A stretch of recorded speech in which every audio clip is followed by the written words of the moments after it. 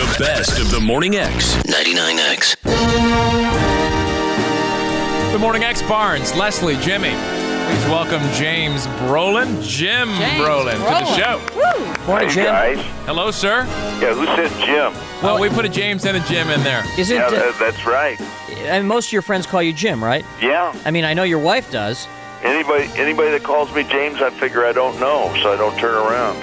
Right. Good the thing DMV. we got the Jim in then. Yeah. You look exactly the same as when we watched you in Hotel and Marcus Welby. You look phenomenal. Except for my bleached hair, right? Well, let me ask you about that. Now, it seemed like all of a sudden, out of nowhere, you were going on natural with the hair. Like, Well, I remember that's seeing. exactly what happened. I was dyeing it as fast as I could, and then one day somebody said stop, and I said, what are you talking about? Well, Was that somebody Barbra Streisand? No, that was before. Well, during. And, I said, I'll never work. Oh, excuse me. I said, I'll never work again. Come on. I was wrong. So, now wait. So, were you dyeing it during the Welby years? Yeah. So, how. Well, it actually began to turn during the Welby years, How old were you when you first started getting gray?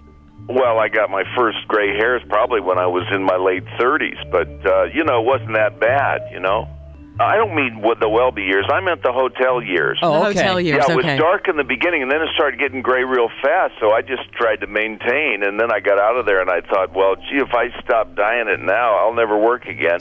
And actually, it was the reverse. The minute I stopped, I started working all the time. Sound like the pressure of that hotel was getting to you. Right? It could be. So, Pensacola, Wings of Gold, and you play Lieutenant Kelly, who you train F-18 fighters. Now, I'm guessing that since you filmed that down in San Diego, they've actually been up in an F-18. Yeah. And when you went up there, explain what that feels like. Well, it reminded me, and I got to tell you this literally, I've been around airplanes a lot. I've been around fast cars. The thrust going off the field was pretty much like being in a fast Corvette in the 60s. Mm-hmm. But the minute you're off the ground and they begin to pull the power, it goes dead silent. The air conditioning is perfect. It reminded me of those scenes in Star Wars when those guys are in those ships diving down into those little valleys and it was dead silent. Right. Except for the high whir, And did you get nauseous? Because I've been offered a couple times to go up in those, but I always heard the stories that the pilots, when they take guests up, they have contests to see who they can make Ralph. Well, yeah, sometimes they're kind, sometimes they're not. But once they start, let's face it, it's aerobatics that they do. And if you're in the back seat, it's just like being in the back seat in a sports car, in somebody's car on a windy road. Yeah, ever land on an aircraft carrier or take off from an aircraft carrier? Yeah, but not on the jet. We did it in the aircraft. They transport multiple people back and forth. I think it holds like 30. They call it the COD. Oh, okay. Did the F-18 make you revisit lunch, or were you pro enough to avoid that? No, he was pretty active in it. We shot about an hour and a half of tape while I was in it. And just as I got in, they handed me like 16 pages of dialogue, which I'd never seen before. Oh, great. So having to look at the page Oh. and try and deal with what he was doing, I got a little upset, but I held on to it. Yeah. We're talking to James Brolin.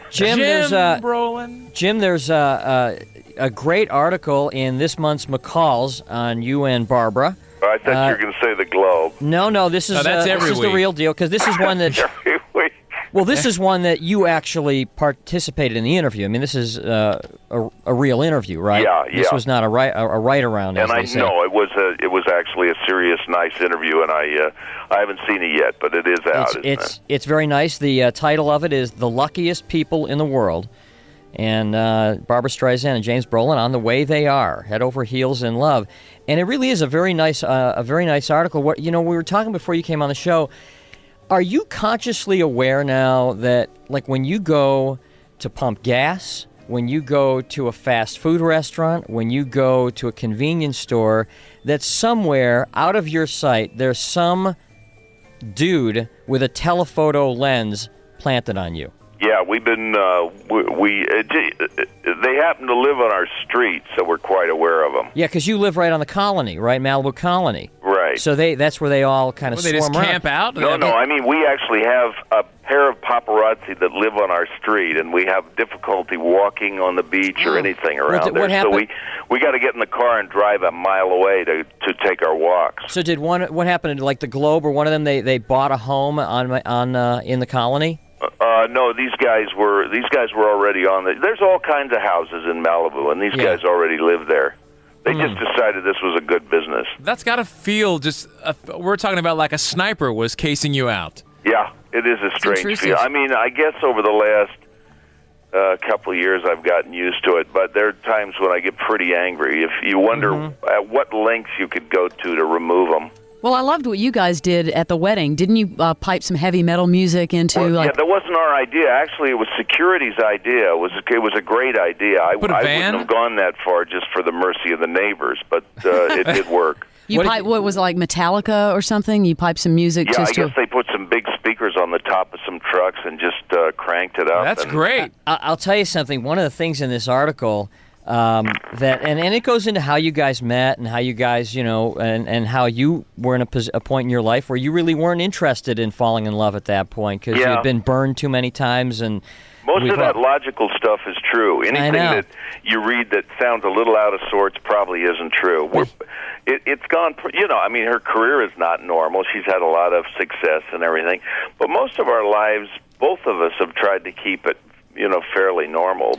Well, was there, you not only were marrying a big star, and, that happens all the time in Hollywood, but you were marrying and are married to arguably one of the most famous women ever in the world, one of the most recognized people in the history of entertainment.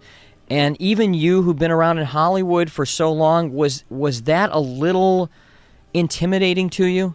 No, because, I don't know. It's my peculiarity. I've never asked anybody for an autograph. I always wait till I go to work with them and see if it's a nice guy or a nice gal, and that's about all that it's ever meant to me, Yeah, here's what I loved in it. My girlfriend and I were reading this yesterday, because I have to tell you, from guy to guy, I don't read McCall's by myself. I was like, I don't have a You have subscription to get help to from a McCall's. woman for that one. That's okay, man. That the engagement ring you bought Barbara was a 9-carat ring, and that even she thought was a little over the top.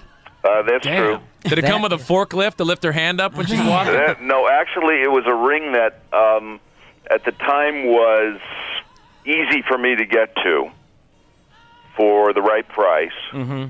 And For the right price. 9 carat, any way you look at it. And you're right. You're right. And I kind of thought it was apropos, but I was wrong. That was a bad judgment on my part. Thank you, Jim. James Brolin, Brolin. we appreciate you taking the time. All right, thanks, fellas. The best of the Morning X. 99X.